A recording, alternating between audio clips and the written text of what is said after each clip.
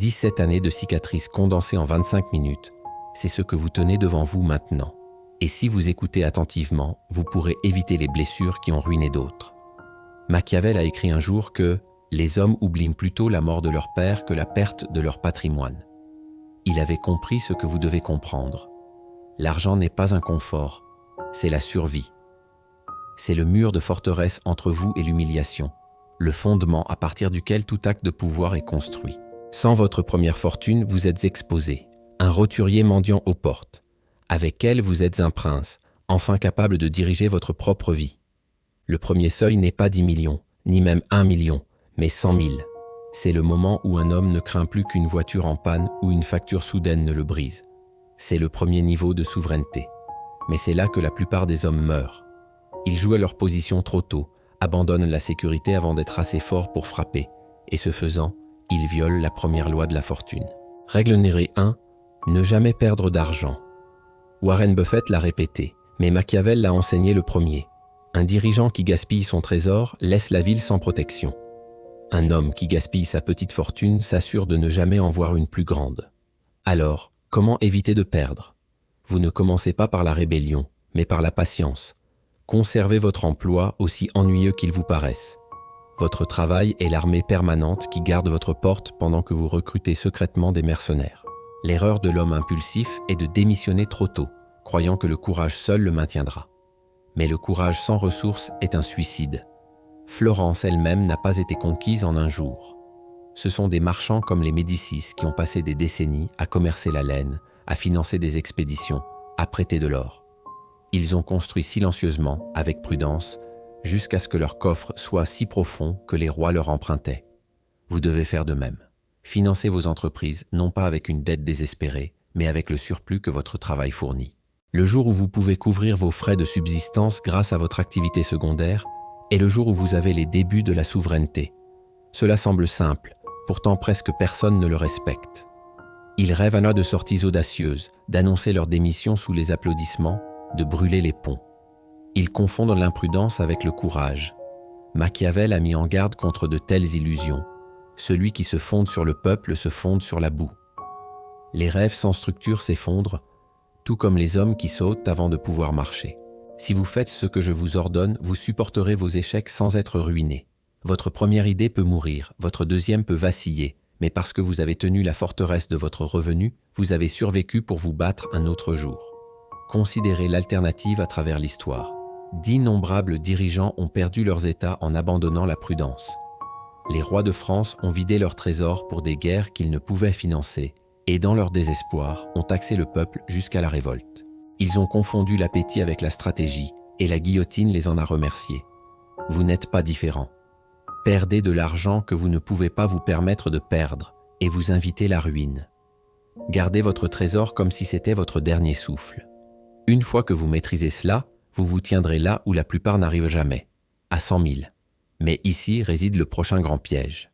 Les hommes qui atteignent ce niveau deviennent souvent complaisants. Ils confondent la survie avec la victoire. Ils croient avoir gagné parce qu'ils ne se noient plus. Pourtant, Machiavel a mis en garde. La fortune est une femme qui récompense les audacieux mais punit les hésitants. Règle numéro 2. N'hésitez pas. Ne vous attardez pas dans la sécurité de vos petits murs. À un moment donné, vous devez avancer, sinon vous pourrirez sur place. C'est là que la vitesse compte. Si vous attendez trop longtemps, d'autres s'empareront du terrain avant vous. Chaque jour que vous retardez est un jour où vos rivaux avancent. L'opportunité que vous ignorez n'est pas neutre. Elle se transforme en perte permanente. Machiavel a observé que la fortune est un fleuve, et quand il inonde, les non préparés se noient. Mais pour les préparés, c'est cette même inondation qui les mène au pouvoir. Vous devez vous demander, suis-je prudent parce que je ne suis pas prêt ou parce que j'ai peur? Si vous n'êtes pas prêt, développez vos compétences et vos connaissances. Mais si vous avez simplement peur, alors chaque heure que vous retardez est un vol contre votre futur vous-même. Pour illustrer, regardez César. Quand il a traversé le Rubicon, il savait que c'était un acte de trahison contre Rome. L'hésitation l'aurait laissé oublier, un autre général s'évanouissant dans l'histoire. Au lieu de cela, il a agi immédiatement, jouant le tout pour le tout. La fortune l'a récompensé d'un empire. À notre époque, pensez aux entrepreneurs qui ont agi rapidement pendant les crises, ceux qui se sont emparés de banques défaillantes en 2008, ou qui ont acheté des entreprises pour des centimes pendant la panique pandémique. Ils étaient mal préparés, mais ils ont aussi bougé vite quand d'autres hésitaient. C'est ainsi que la richesse se multiplie. Et ici, au bord de votre première forteresse, vous faites face au même dilemme. Vous avez assez enduré pour échapper à la pauvreté. Mais maintenant, le coût de l'inaction devient plus grand que le coût de l'échec. Chaque jour où vous murmurez « un jour », vous avez déjà choisi de saigner. La question est, frapperez-vous quand le fleuve inonde ou resterez-vous derrière votre petit mur jusqu'à ce qu'il s'écroule? Car dans la prochaine étape, l'hésitation elle-même devient votre plus grand ennemi. Une fois que la forteresse de votre première fortune est sécurisée, l'hésitation doit être écartée. Ce qui vous a servi pour la survie vous trahira pour la conquête. Machiavel a averti que la fortune est une femme, et il est nécessaire, si l'on veut la maîtriser, de la battre et de la brusquer. Vous ne pouvez pas charmer votre chemin vers la richesse. Vous devez frapper de manière décisive lorsque c'est la loi de la deuxième étape. Passer de la stabilité au commandement, de 6 chiffres à votre premier million. Ici, la différence est la vitesse. Le pauvre attend la permission, le riche l'invente. Chaque jour que vous retardez n'est pas seulement du temps perdu, c'est de l'accumulation volée. L'heure que vous repoussez est la graine d'une fortune que vous ne planterez jamais. C'est pourquoi vous devez considérer l'inaction comme une taxe plus lourde que tout gouvernement ne pourrait l'imposer. Un dirigeant qui hésite quand l'ennemi bat en retraite gaspille le moment parfait pour conquérir. De même, quand la fortune vous présente une ouverture, une idée d'entreprise, un changement de marché, une relation, vous devez agir comme si le retard était une trahison contre vous-même. Pourtant, Machiavel vous rappellerait que l'audace sans préparation est folie. Le risque doit être aiguisé par le calcul. Considérez le risque non pas comme des sauts téméraires, mais comme des mouvements dans une dangereuse partie d'échecs. Pour prendre des risques intelligents, vous avez besoin de 3 éléments: compétence, préparation et action. Quand vous possédez la capacité, étudiez le terrain puis bougez sans pause. Les chances penchent en votre faveur. C'est pourquoi la discipline d'apprentissage, et pas seulement la passion, est vitale. Le général qui marche sans connaître le terrain mène ses hommes au massacre. L'entrepreneur qui agit sans préparation se mène à la faillite. L'art est d'équilibrer le calcul avec la rapidité. Soyez prêts, puis frappez sans pitié. Pour comprendre cela, regardez non pas les rêveurs, mais les conquérants. Lorsque Jules César a traversé le Rubicon, il n'y a pas trébuché. Mais les conquérants. Lorsque Jules César a traversé le Rubicon, il n'y a pas trébuché. Il avait des années de loyauté de ses légions, des alliances soigneusement construites et la réputation d'un général chevronné. La préparation lui a donné la confiance et l'action lui a donné Rome. Dans les temps modernes, pensez aux finances pendant l'effondrement de 2008. Alors que les masses paniquaient, ceux qui étaient préparés avec du capital et une vision ont acquis des actifs à des fractions de leur valeur. Ils n'ont pas attendu la certitude, car la certitude n'arrive jamais. Ils ont agi quand d'autres se sont figés, et le flot de la fortune les a portés vers la richesse. Mais la vitesse ne concerne pas seulement la saisie des opportunités, elle concerne aussi la suppression des distractions. Machiavel a observé que les dirigeants tombent non seulement à cause des ennemis extérieurs, mais à cause de l'indulgence pour des questions insignifiantes. Un prince consumé par les ragots de cour ne peut pas gouverner. De même, un homme consommé par les réseaux sociaux, les réunions triviales ou un travail incessant et inutile ne peut pas bâtir d'empire. Pour atteindre 7 chiffres, vous devez vous concentrer uniquement sur les batailles qui altèrent votre destin. Tout le reste est du bruit. La citation de Mark Twain le résume bien. Si vous devez manger une grenouille, mangez-la en premier le matin. Votre grenouille est la tâche qui offre le plus grand levier sur votre richesse. Si elle ne multiplie pas l'argent ou le pouvoir, elle est au-dessous de votre temps. Ici se trouve le piège subtil de la vie moderne. Le téléphone que vous tenez draine plus de trésors qu'un voleur. Les recherches montrent qu'il vole plus de 50% de votre productivité. Imaginez un dirigeant laissant les portes de sa ville sans surveillance parce qu'il était distrait par des bouffons. C'est ce que vous faites lorsque vous faites défiler sans but. La fortune méprise les distraits. Pour commander la richesse, vous devez maîtriser votre temps avec une clarté impitoyable. Chaque jour, identifiez la seule tâche qui, si elle était conquise, vous ferait avancer plus loin que toutes les autres combinées. C'est votre grenouille. Définissez-la en premier. Il y a une autre loi que Machiavel a bien comprise, le pouvoir de la réciprocité en politique. Il a vu que les dons lient plus fortement que les menaces. Les hommes sont gagnés par les avantages plus que par les obligations. Il a observé que le même principe régit le commerce. Si vous souhaitez bâtir la richesse, donnez plus que vous ne demandez, 10 fois plus. Le prince généreux inspire la loyauté, celui qui est avide inspire la rébellion. En affaires, lorsque vous donnez une valeur disproportionnée, vous créez une dette dans le cœur des autres, et les dettes sont la monnaie du pouvoir. Le boulanger qui donne plus de pain que ce qui est payé, le marchand qui ajoute un cadeau symbolique, l'entrepreneur qui résout les problèmes avant de facturer, tous plantent des graines de loyauté qui mûrissent en fortune. Regardez comment les empires utilisent cette loi. Les concessionnaires automobiles offrent des boissons et de la nourriture, non pas parce qu'ils s'en soucient, mais parce que même un hot-dog sans valeur crée une impulsion subconsciente à rendre l'appareil. Dans mes propres entreprises, j'ai vu des investisseurs verser des millions parce que je leur avais d'abord donné des opportunités sans rien demander en retour. Ce n'est pas de la charité, c'est de la stratégie. Les hommes riches le comprennent, c'est pourquoi ils donnent plus. Les hommes pauvres thésaurisent, craignant la perte, mais en thésaurisant, ils perdent tout. En donnant, vous gagnez des alliés, de la réputation et une richesse durable. À ce niveau, la générosité devient une arme. Mais cela révèle aussi une vérité brutale. Pour grandir, vous devez vous salir les mains. Les entreprises glamour, les projets passionnels loués par les riches sont souvent stériles. Le véritable or réside dans la saleté. Machiavel le savait. Les nobles de Florence parlaient d'art et de beauté, mais leur fortune provenait du tissu, de la banque et du commerce. Aujourd'hui, le modèle demeure. La fortune ne va pas au glamour, mais au nécessaire. L'homme qui vend des conduites d'eau dans les déserts dépasse l'influenceur adoré par des millions. L'un crée l'illusion, l'autre résout la réalité. Ainsi, alors que vous quittez le confort de la survie et vous dirigez vers le commandement, vous devez vous souvenir. L'hésitation est une trahison, la distraction est un poison, la générosité est un levier et le glamour est un piège. Pour conquérir votre premier million, vous devez penser non pas comme un rêveur, mais comme un prince qui s'empare de province. Mais que se passe-t-il une fois que vous avez goûté à la victoire, lorsque vous avez conquis la survie, saisi le commandement et franchi le seuil des 7 chiffres? C'est là que le jeu change entièrement. Car les batailles à venir ne sont pas seulement d'argent, mais de rois et de nobles, d'alliés et d'ennemis. C'est ici que la richesse cesse d'être de l'arithmétique pour devenir de la stratégie. Une fois que vous avez franchi le seuil des 7 chiffres, vous ne vivez plus comme un paysan comptant les pièces. Vous détenez maintenant le commandement d'une garnison.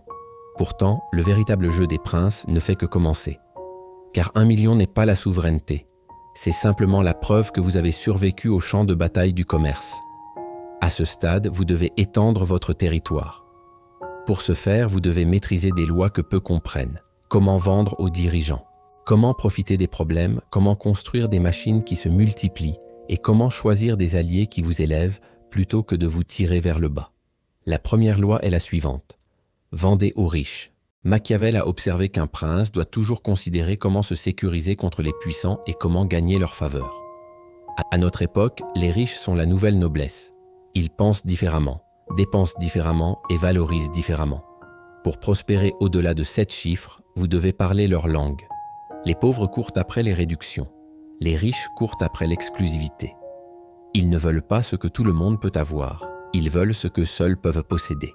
Offrez-leur la rareté, la commodité, la confidentialité et le statut, et ils vous paieront des sommes que les hommes ordinaires ne peuvent imaginer. Pensez aux clôtures construites autour des palais à Florence, ou aux murs imposants autour des châteaux. Les nobles payaient non pas pour le bois le moins cher, mais pour la plus haute assurance de confidentialité. La même chose est vraie aujourd'hui. Un homme riche paiera 10 fois la valeur d'un objet simplement pour supprimer les frictions de sa vie. Une milliardaire que je connais emploie quelqu'un dont la seule tâche est de sélectionner et d'emballer ses vêtements avant chaque voyage. Elle photographie chaque tenue, les envoie dans des sacs numérotés et s'assure que ses matinées sont sans friction. Pour lui, cela vaut un demi-million par an. Pour elle, c'est une fortune. Pour vous, c'est la preuve que le luxe et la commodité ne sont pas des ornements, mais des nécessités pour ceux qui en ont les moyens. Demandez-vous dans votre entreprise, offrez-vous le niveau premium pour ceux qui souhaitent payer plus? Si ce n'est pas le cas, vous avez déjà insulté la fortune. La deuxième loi est plus impitoyable. Les problèmes sont les mines d'or des princes. Les problèmes sont les mines d'or des princes. Pourtant, Machiavel a enseigné que le prince sage doit apprendre à reconnaître la calamité de loin. Les problèmes sont des calamités, oui, mais ce sont aussi des opportunités déguisées en douleur. Elon Musk a bâti des empires non pas parce qu'il adorait les roquettes ou les batteries, mais parce qu'il a traqué les problèmes les plus difficiles et les a forcés à se soumettre. À ce stade, vous aussi devez devenir un chercheur de problèmes. Ne perdez pas de temps à résoudre de petits inconvénients. Cherchez les problèmes qui terrifient les autres, car l'homme qui les résout gagne non seulement de l'argent, mais du pouvoir. Il existe une méthode pour cela. Classez vos problèmes non pas par leur caractère irritant, mais par leur portée, leur impact, votre confiance à les résoudre et l'effort requis. Attribuez un chiffre à chacun et calculez quel problème offre le rendement le plus élevé. La plupart des hommes passent leur vie sur des problèmes qui valent des centimes. Les princes choisissent des problèmes qui valent des empires. Disciplinez-vous à ne chasser que les problèmes qui, une fois résolus, changent le destin de votre richesse. La troisième loi est de construire une fois et de vendre continuellement. C'est l'art de la roue d'inertie, flywheel. Les Médicis l'ont compris à Florence lorsqu'ils ont financé à la fois l'art et la politique. Leur activité de prêt finançait l'Église, ce qui élevait leur statut, ce qui attirait à son tour plus de clients à leur banque. Chaque partie alimentait l'autre, créant un cycle qui se multipliait sans fin. À notre époque, Amazon a perfectionné la roue d'inertie. Les vendeurs tiers ont élargi son catalogue. Le regroupement de contenus a élargi la fidélité. Les augmentations de prix ont élargi le profit. Vous devez créer la même chose, construire des systèmes où chaque mouvement renforce le suivant. Un livre qui vend des cours, un cours qui attire des investisseurs qui financent des entreprises qui fournissent des histoires pour vendre plus de livres. Un cercle de richesse qu'aucun coup ne peut briser. Et puis vient la loi la plus délicate. Choisissez vos alliés. Machiavel a averti qu'un prince doit éviter les flatteurs, car les hommes sont si facilement trompés. Les humains sont contagieux. La richesse l'est encore plus. Des études révèlent que si 10% de vos amis deviennent riches, vos chances de richesse augmentent également. Ce n'est pas le hasard, c'est la contagion. Placez-vous parmi des hommes qui considèrent ce que vous appelez l'ambition comme leur routine quotidienne, et bientôt leurs normes vous infecteront. Placez-vous parmi les médiocrités, et elles vous entraîneront avec des chaînes invisibles. La cour d'un dirigeant définit son règne. Votre cercle définit votre richesse. Choisissez avec une précision impitoyable. Je me souviens de l'histoire d'un conseil de la Renaissance où un marchand manquant de vision fut admis parmi les puissants. Il enviait, il chuchotait, il traînait les conversations dans la mesquinerie. En une décennie, les fortunes de tout le conseil déclinèrent, infectées par sa médiocrité. Un allié faible peut empoisonner tout le cercle. C'est pourquoi vous devez non seulement rechercher la compagnie de ceux qui sont au-dessus de vous, mais aussi expulser l'influence corrosive de ceux qui sont en dessous de votre ambition. Maintenant, ayant compris ces 4 lois, vendre aux dirigeants, profiter des problèmes, construire des roues d'inertie et sélectionner des alliés, vous entrez dans le royaume des 8 chiffres. Mais ici, la fortune devient impitoyable, car à ce stade, l'argent seul est insuffisant. Ce qui décidera si vous montez plus haut ou vous effondrez sous le poids de votre propre empire n'est plus votre compétence avec l'argent, mais votre maîtrise des personnes. Les princes qui ne peuvent pas gouverner leurs courtisans sont trahis. Les dirigeants qui ne peuvent pas inspirer la loyauté sont remplacés. Et donc, si vous cherchez 9 chiffres, préparez-vous pour la suite. La guerre se mène non pas avec des chiffres, mais avec des hommes. Lorsque vous entrez dans le royaume des 9 chiffres, le jeu change à nouveau. Jusqu'à ce point, vous avez maîtrisé la pièce de monnaie, l'accord, le système et le cercle d'alliés. Mais à ce niveau, la richesse devient pouvoir et le pouvoir devient fragile. Machiavel a averti que celui qui devient prince par la faveur du peuple doit toujours le garder comme ami. Dans votre cas, le peuple n'est pas la masse. Ce sont vos investisseurs, vos lieutenants, vos généraux très performants, le réseau qui multiplie votre influence. Si vous ne parvenez pas à maîtriser les hommes, votre fortune ne stagnera pas simplement, elle sera volée. La première loi de cette étape est l'effet Pygmalion. La croyance façonne la réalité. Si ceux qui vous entourent croient que vous êtes destiné à gagner, leurs actions se plieront à cette croyance. S'ils croient que vous êtes faible, leur doute érodera votre règne. Une étude célèbre a montré que lorsque l'on disait aux enseignants que des étudiants ordinaires étaient doués, les résultats des étudiants augmentaient considérablement. Rien n'a changé sauf la perception, mais la perception est devenue le destin. La même chose est vraie pour votre empire. Si vous vous entourez de sceptiques, vous diminuerez. Si vous vous entourez de ceux qui vous considèrent comme inévitables, leur foi construira les murs plus hauts. C'est pourquoi vous devez éliminer les cyniques et les acteurs de bas niveau. Ils n'embaucheront jamais des hommes plus grands qu'eux, et bientôt votre cour se remplira d'incompétence. Un seul sceptique dans les rangs corrode toute l'armée. La deuxième loi, il n'est jamais trop tard pour s'emparer du trône. De nombreux dirigeants de l'histoire se sont élevés non pas dans leur jeunesse, mais dans la maturité. Octave n'est pas né Auguste, il l'est devenu. À notre époque, d'innombrables fortunes ont été bâties après 40, 50, même 60 ans. Ne vous empoisonnez pas de regrets. Machiavel lui-même a écrit que « la fortune est l'arbitre de la moitié de nos actions, mais nous laisse diriger l'autre moitié ». Quel que soit votre âge, la moitié que vous contrôlez est suffisante pour vous emparer d'une couronne si vous agissez avec urgence. La troisième loi, le prince doit toujours vendre. Ne vous laissez pas berner en pensant qu'une fois que vous avez des lieutenants et des managers, votre rôle est de vous retirer dans les loisirs. Un véritable leader est le principal persuadeur, vendant aux investisseurs votre vision, vendant aux partenaires des alliances, vendant aux hommes les plus talentueux de rejoindre votre cause. Même César, avec toute Rome à ses pieds, passait ses heures à persuader les soldats de marcher plus loin. Votre richesse s'effondrera si vous cessez de persuader. Vendre n'est pas une tâche inférieure à un dirigeant, c'est sa fonction la plus élevée. Mais ici, nous faisons face au grand ennemi, la peur. Beaucoup atteignent ce niveau et tremblent, craignant qu'un mauvais mouvement n'efface tout. Pourtant, Machiavel nous rappelle que les hommes sont guidés par deux impulsions principales, soit par l'amour, soit par la peur. Pour diriger la fortune, vous ne devez pas craindre l'échec, vous devez l'exercer. Considérez le risque comme un budget. Chaque empire nécessite des campagnes qui peuvent perdre des hommes. Pourtant, sans campagne, il n'y a pas d'expansion. L'un de mes mentors a perdu des millions sur des entreprises ratées, mais il l'a écarté comme le coup de rester dangereux. Si vous ne risquez jamais de perdre, vous risquez la stagnation et la stagnation est la mort. Définissez le montant que vous êtes prêt à perdre chaque année à la poursuite de gains asymétriques et traitez-le comme un général traite le coût de la guerre. Sans cela, vous vous retirerez dans la médiocrité de la classe moyenne, piégé par des investissements timides et une vie défensive. Vient ensuite la question du leadership. À ce niveau, votre empire n'est plus tenu par vos seules mains. Il repose sur les épaules de ceux que vous commandez. Machiavel a enseigné qu'il vaut mieux être craint qu'aimé, mais le mieux de tout est d'être respecté. Le respect se construit par la présence. Marchez sur le terrain, écoutez plus que parler, démontrez que si vous exigez l'excellence, vous ne gouvernez pas par la négligence. Être apprécié n'est pas une faiblesse, c'est une autre forme d'influence. Pourtant, méfiez-vous d'être simplement gentil. La gentillesse corrode l'autorité. La gentillesse combinée à la discipline commande la loyauté.